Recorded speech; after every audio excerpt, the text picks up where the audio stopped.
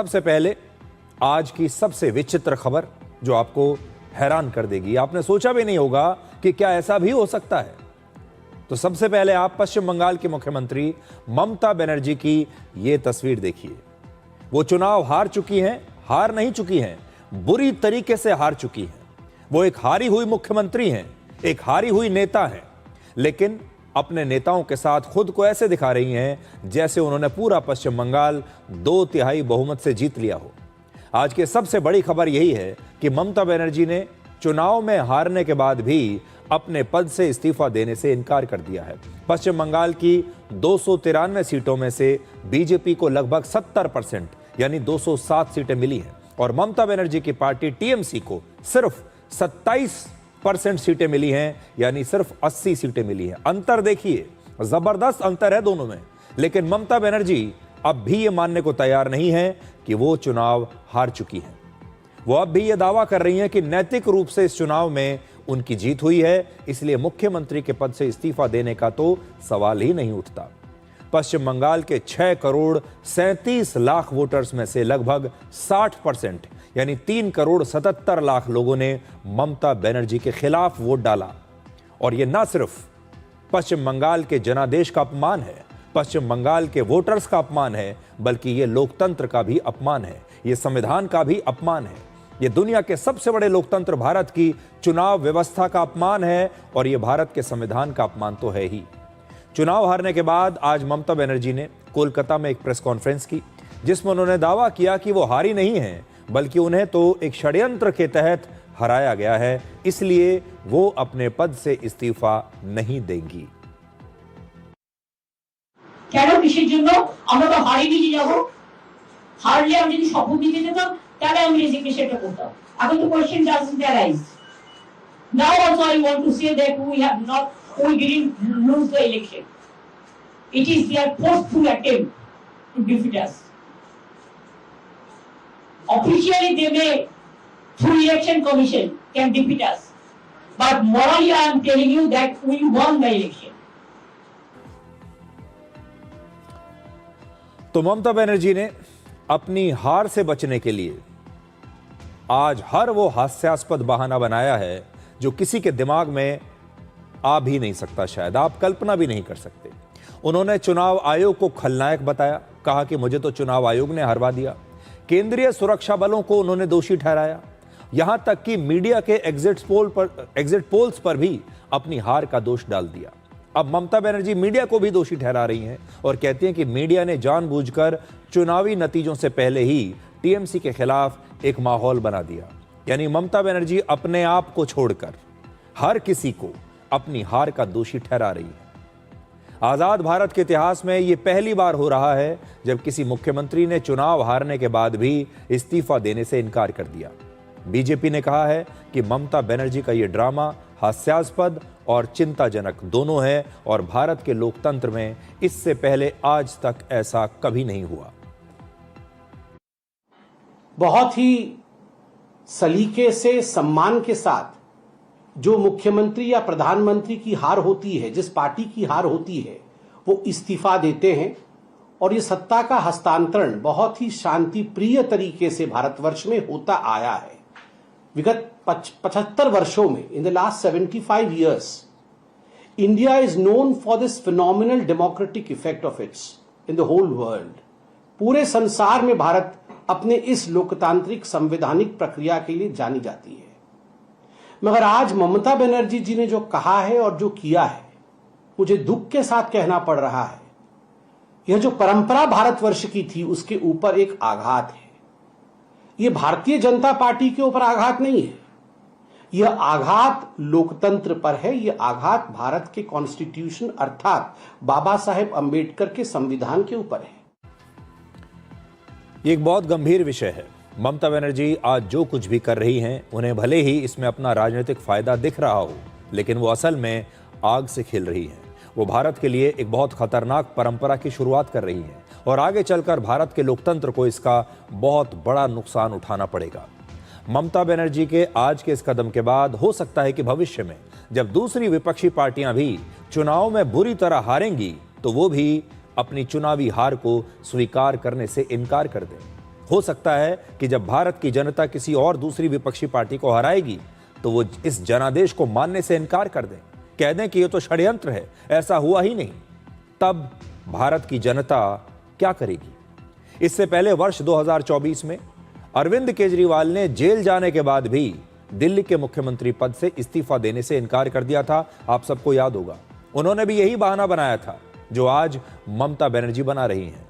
तब केजरीवाल ने कहा था कि उन्हें तो जानबूझकर फंसाया गया है और वो निर्दोष है। अभी हाल ही में अरविंद केजरीवाल ने उसी शराब घोटाले में दिल्ली हाई कोर्ट के सामने पेश होने से भी इनकार कर दिया और इस बार भी उन्होंने कहा कि वो शराब घोटाले की सुनवाई करने वाले जज के सामने ना तो खुद पेश होंगे और ना ही उनके वकील इस जज के सामने पेश होंगे, क्योंकि उन्हें उस जज की निष्पक्षता पर भरोसा नहीं है। यानी सोचिए आप कि अब अपराधी या जिन लोगों के ऊपर आरोप लग रहे हैं, अब आरोपी ये तय करने लगे हैं कि वो किस कोर्ट में जाएंगे। अब आरोपी ये कहते हैं कि हमें तो जज पर भरोसा नहीं है। अब अगर अरविंद केजरीवाल की नकल करके इस देश के जो दूसरे आरोपी हैं, जिनके अलग अलग अदालतों में मामले चल रहे हैं, अगर उन्होंने भी ये कहना शुरू कर दिया कि हम अपनी पसंद के जज के सामने ही पेश होंगे जिस पर हमें भरोसा होगा, तब क्या होगा?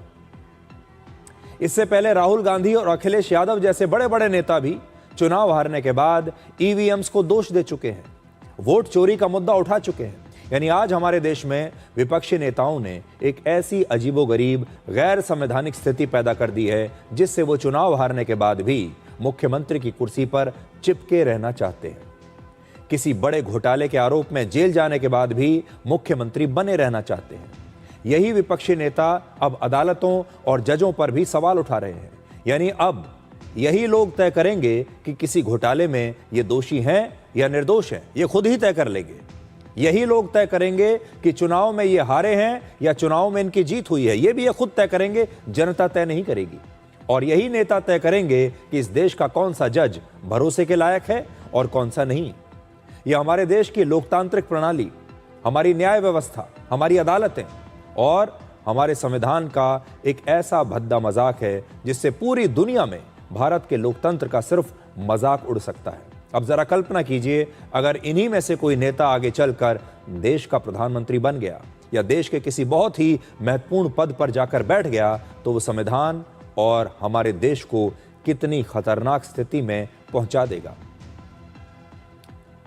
आज आपके दिमाग में ये बात भी जरूर आ रही होगी कि अगर कोई मुख्यमंत्री चुनाव हारने के बाद भी इस्तीफा देने से इनकार कर दे तो ऐसी स्थिति में भारत का संविधान क्या कहता है। तो संविधान के अनुच्छेद 172 के मुताबिक किसी भी राज्य की विधानसभा का कार्यकाल उसकी पहली बैठक की तारीख से अगले 5 वर्ष तक होता है और 5 वर्ष का कार्यकाल पूरा होने के बाद विधानसभा अपने आप डिसॉल्व यानी भंग हो जाती है। और पश्चिम बंगाल की इस विधानसभा की एक्सपायरी डेट है 7 मई और इसीलिए चुनाव आयोग ने पश्चिम बंगाल में 7 मई से पहले चुनाव करवाकर चुनाव के नतीजे घोषित कर दिए हैं। लोकतांत्रिक परंपरा ये कह रही है कि नतीजों के बाद मुख्यमंत्री अपना इस्तीफा राज्यपाल के पास जाकर सौंपते हैं और तब राज्यपाल उन्हें नई सरकार बनने तक एक कार्यवाहक मुख्यमंत्री के रूप में बने रहने के लिए कहते हैं। अभी तक की यही लोकतांत्रिक परंपरा हमारे देश में रही है। हालांकि मुख्यमंत्री का इस्तीफा देना कोई संवैधानिक बाध्यता नहीं है, सिर्फ एक औपचारिकता भर है। वैसे भी 7 मई को जब कार्यकाल समाप्त हो जाएगा इस विधानसभा का, तो वैसे भी ममता बनर्जी इसके बाद मुख्यमंत्री बन नहीं सकती, ना मुख्यमंत्री के पद पर रह सकती हैं। इसका मतलब है कि ममता बनर्जी अपने पद से इस्तीफा दें या ना दें, 7 मई को पश्चिम बंगाल की इस विधानसभा का कार्यकाल समाप्त हो जाएगा और उसके बाद ये विधानसभा अपने आप भंग हो जाएगी। ना इसमें कोई विधायक बचेगा, ना ही इसका कोई मुख्यमंत्री होगा और इसके साथ ही ममता बनर्जी के मुख्यमंत्री पद का कार्यकाल स्वतः ही समाप्त हो जाएगा। सिर्फ वो आज दुनिया को दिखाने के लिए ये करना चाहती हैं कि वो राज्यपाल के पास नहीं जाएंगी और वो अपना इस्तीफा राज्यपाल को नहीं देंगी, यानी वो जनादेश को स्वीकार नहीं करेंगी, वो चुनाव में अपनी हार को स्वीकार नहीं करेंगी। वो अब भी लोगों से ये कहेंगी कि मैं जीत गई, मेरी पार्टी जीत गई। वैसे ये संविधान का विषय नहीं है बल्कि ये नैतिकता का भी विषय है। बहुत बार आपने देखा होगा संविधान और कानून नहीं बल्कि नैतिकता का भी एक बड़ा विषय होता है।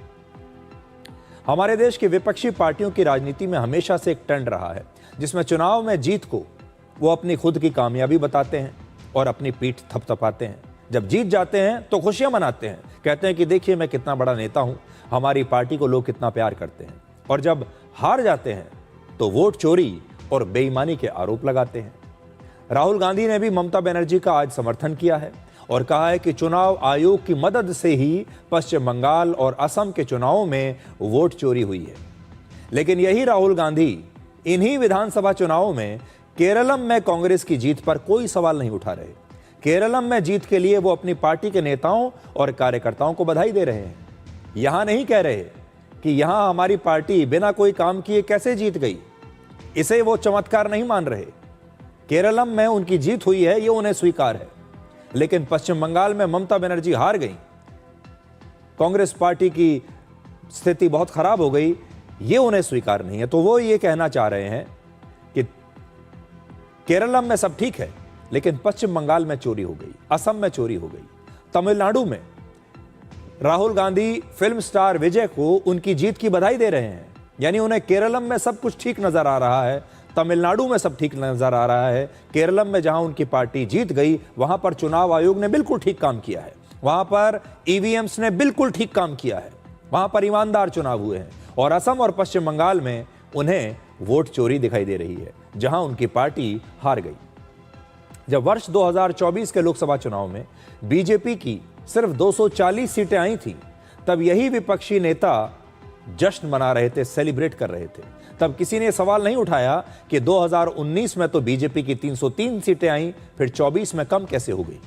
तब विपक्ष को लग रहा था कि बीजेपी की कहानी अब खत्म हो जाएगी। लेकिन जैसे ही बीजेपी दोबारा मजबूत हुई, उसने खुद को, अपने आप को रिवाइव कर लिया। अब यही विपक्षी नेता चुनाव में बेईमानी का फिर से आरोप लगा रहे हैं। अब आपको तमिलनाडु के मुख्यमंत्री M.K. स्टालिन की आज की तस्वीरें दिखाते हैं। आज उन्होंने अपनी उसी विधानसभा सीट पर एक रोड शो किया जहां से वो हारे हैं। चुनाव में हारने के बाद भी वो खुशी खुशी जा रहे हैं, क्योंकि राजनीति में हार और जीत चलती रहती है। वो शिकायत नहीं कर रहे हैं किसी से। इस चुनाव में बाकी की राज्य सरकारें भी हारी हैं। केरल की सरकार हारी है। हारने के बाद M.K. स्टालिन और पिनाराई विजयन दोनों अपने अपने पदों से इस्तीफा दे चुके हैं। किसी ने भी ममता बनर्जी की तरह कोई ड्रामा नहीं किया। इन दोनों में से कोई ये कहने के लिए नहीं आया कि मैं तो इस्तीफा नहीं दूंगा क्योंकि मेरी हार हुई ही नहीं है, मैं तो जीता था। ममता बनर्जी और अरविंद केजरीवाल जैसे नेता जो ड्रामेबाजी करते हैं उसे ऑप्टिक्स की राजनीति कहते हैं, यानी दिखावे की राजनीति। इसका मतलब है अगर हम हार गए हैं तो जीतते हुए नजर आए, अगर हम बेईमान हैं तो ईमानदार नजर आए, और अगर हम डरपोक हैं तो बहादुर नजर आए। ये सब कुछ दुनिया की आंखों में धूल झोंकने के लिए किया जाता है। ये सब कुछ ड्रामेबाजी इस चीज के लिए की जाती है, और आज ममता बनर्जी ने वही किया है। ममता बनर्जी कहते हैं कि उनकी नैतिक जीत हुई है और वो सत्ता छोड़ने के लिए तैयार नहीं है। लेकिन पश्चिम बंगाल के लोगों ने इस बदलाव को कितने खुशी खुशी स्वीकार किया है, ये आप तस्वीरें देखिए।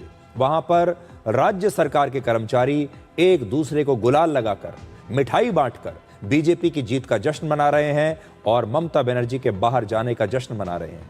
ये तस्वीरें हावड़ा में पश्चिम बंगाल के स्टेट सेक्रेटेरिएट की हैं, जिसका नाम है नबन्ना। इस दौरान वहां पर जय श्री राम के नारे लगाए गए। आप इसे पश्चिम बंगाल में बदलाव की एक नई तस्वीर कह सकते हैं। समस्या यह है कि यह सब कुछ ममता बनर्जी को दिखाई नहीं दे रहा।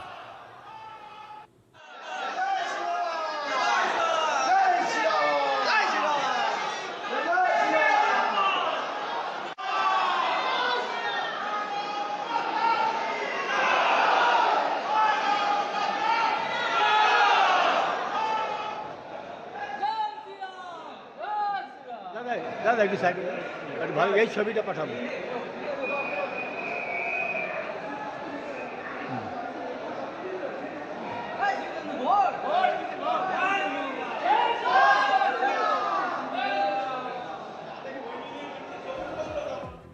ये किसी पार्टी के कार्यकर्ता नहीं है, ये पश्चिम बंगाल में राज्य सरकार के कर्मचारी हैं। और सचिवालय में कैसे राज्य सरकार के कर्मचारी जश्न मना रहे हैं, ये उसकी तस्वीरें हैं। ममता बनर्जी शायद इन तस्वीरों को भी नहीं देखेंगी और अपनी आंखें बंद कर लेंगी।